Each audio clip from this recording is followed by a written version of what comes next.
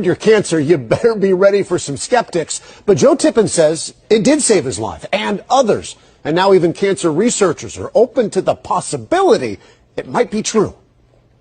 My neck, my liver, my pancreas, my bladder, in my bones, it was everywhere. 2 years ago, Joe Tippin says he was told to go home, call hospice, and say his goodbyes. The doctors were unanimous. He was going to die of small cell lung cancer. Once that kind of cancer goes that far afield, the odds of survival are less than 1%, and the median life expectancy is 3 months. Tippin says he went from 220 pounds to 110, but that was January of 2017. Today, Tippins is very much alive, and what he credits for his survival has doctors scratching their heads and the rest of us raising eyebrows. About half the people think I'm just crazy, and half the people want to know more and dig deeper.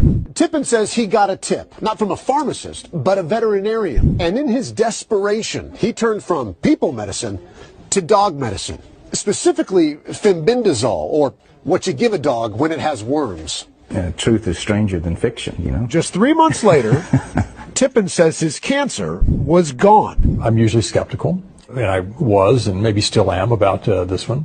But there's an interesting background to this.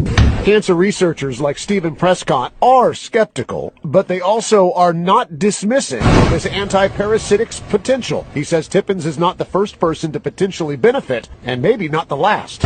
Scientists at many credible places have done work on this for years. But was it the dog dewormer, or was it something else?